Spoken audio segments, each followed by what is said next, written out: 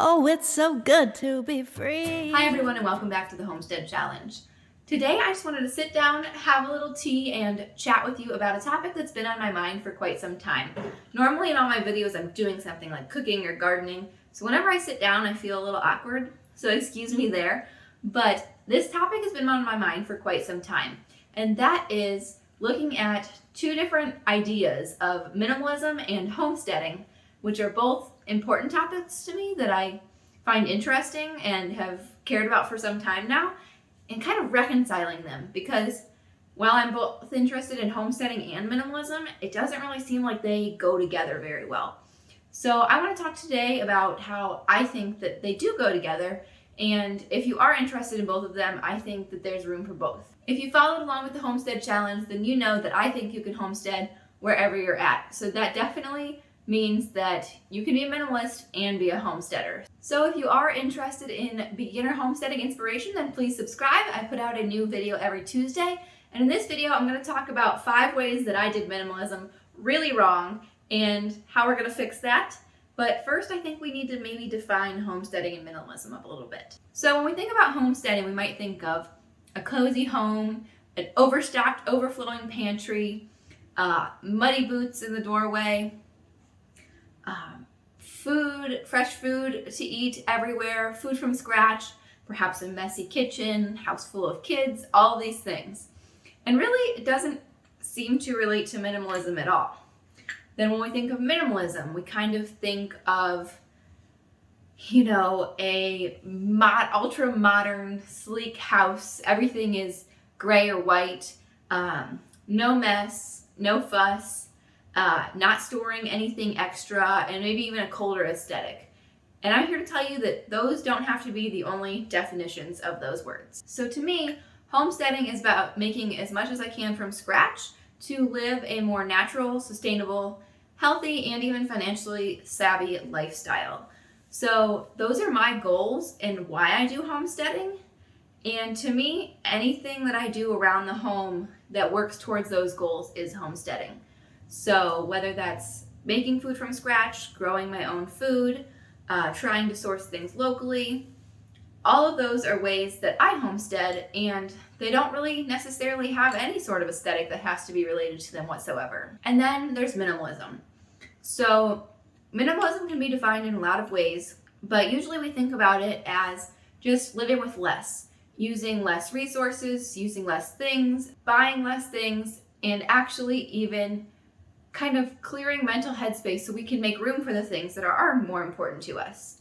So that is kind of how I am relating the two. I think that both of these things for me are ways to kind of declutter my head, get back to my roots, and make it so I can reach my family's goals. So I want to take a step back. I was not always a minimalist, and I still don't consider myself a minimalist, even though I like a lot of the ideas. So I used to be I call it a hyper consumer.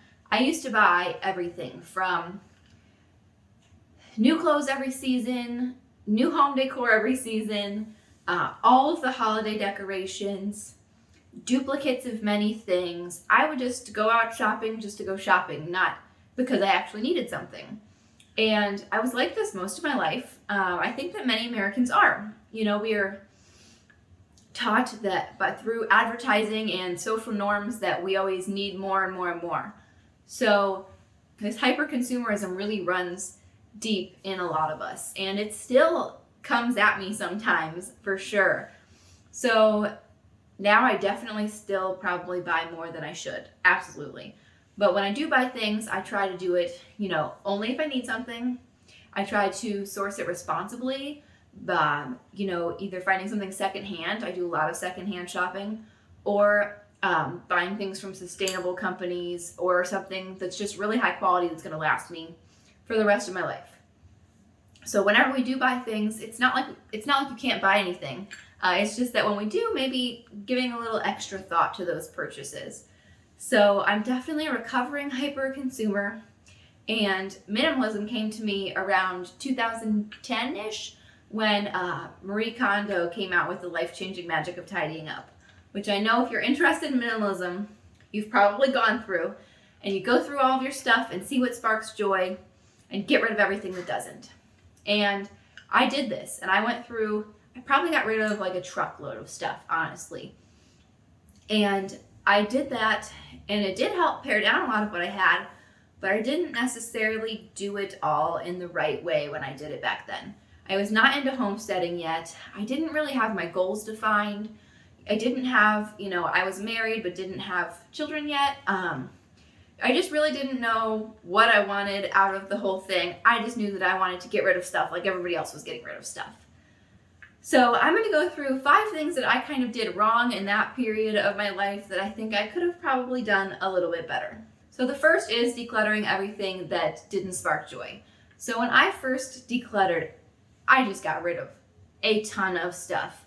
I didn't really think about if I would be using it in the future, like when I had children, because it was, a few years off, and it's hard because you don't want to hang on to something for several years, but at the same time, you don't want to keep rebuying things or send things to landfill. So it is hard to reconcile those differences. But the worst thing that I did with the decluttering is that I didn't get rid of everything responsibly. So I just threw away a ton of stuff. I just blindly donated a ton of stuff to Goodwill or somewhere similar like that, instead of actually trying to find a home for each of those items.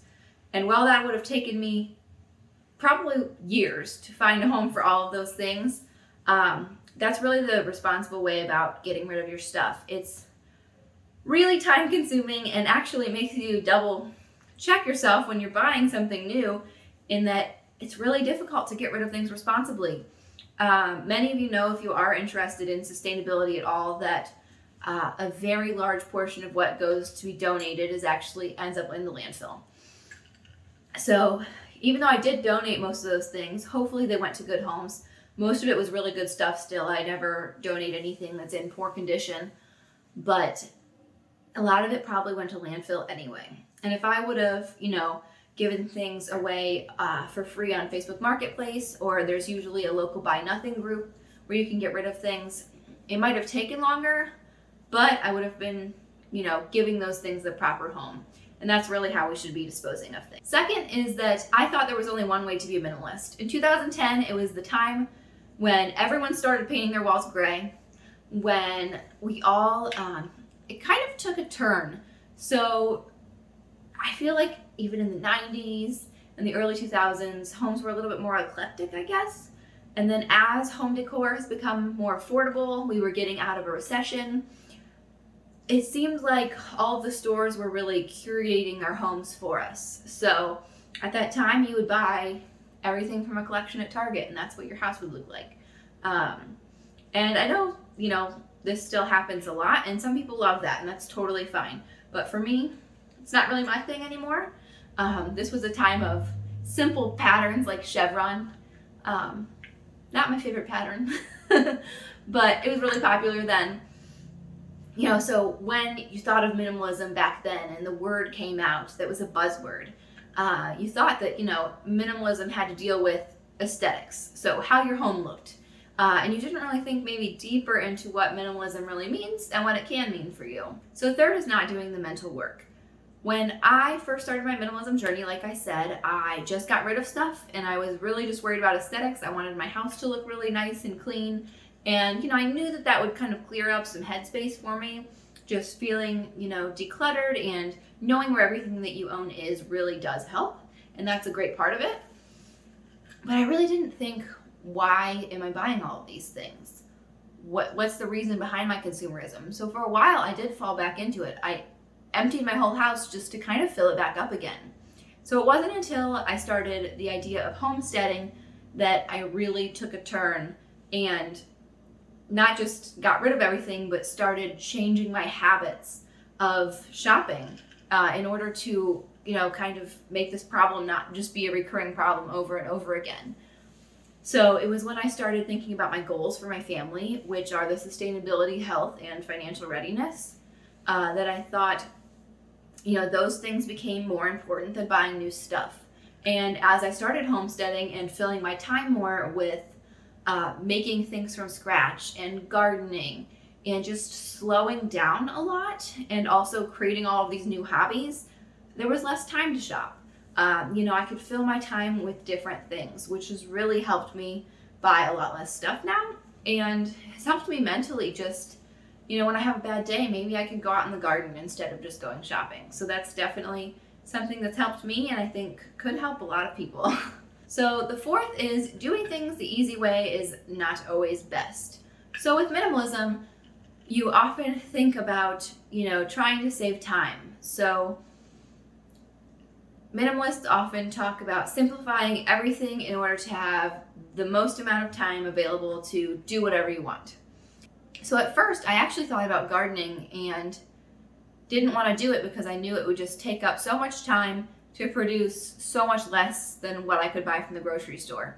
And in order to build a garden bed, and especially in my home, which is a rental home, having to redo it all the time every few years, is probably more expensive than buying produce at the store, honestly.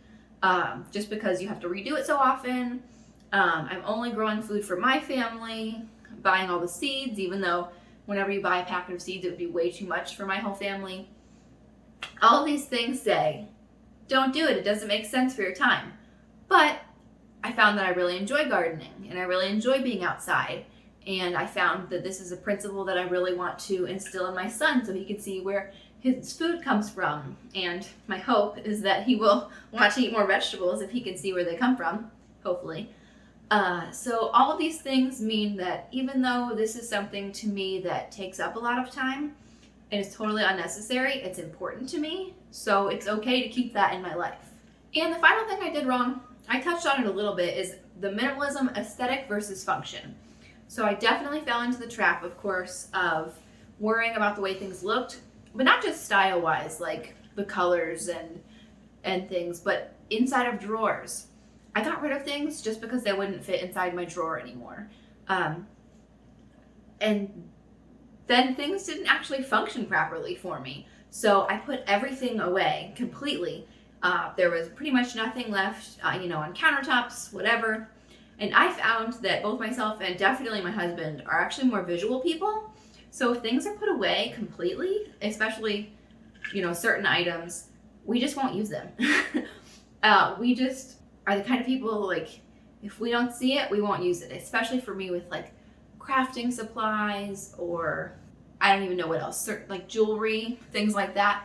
If I don't see some of it, I probably won't ever use it. Like right now, my jewelry's all put away completely, and I used to have it on display at my old house, but I haven't worn earrings in months or a necklace, anything.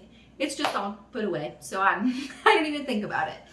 So thinking about the way that you actually function as a family and the way your brain functions is really important when you're thinking about minimizing your house, because if you put everything away and that doesn't work for you, then what's the point? So this all just goes to show that if these two lifestyles are something that you're interested in, minimalism and homesteading, I do think that they can work together. And I think that the first step that you can take is to define your goals and what's most important to you, be it something like health or sustainability, or maybe it's a certain hobby like gardening that's important to you. And putting those at the top of your priority list, and then seeing how minimalism can help you in those ways. When you're making purchases, think about if those purchases are going to bring you closer to your goals or if they're going to make you take a step back. So really for me, minimalism is now much less about aesthetics and much more about function, about clearing up mind space, getting rid of hobbies and things that don't interest me anymore, and making room for the things that are really important to me and my family. Please let me know in the comments down below one way that you use a minimalism to kind of clear up your mental space and declutter the rest and use it towards homesteading and towards your goals. Until next time, friends, don't forget to like, comment, and subscribe, and I'll see you next time. Oh, it's so good to be free. Your rules don't apply to me, no. I blow away all the pressure to measure up to what don't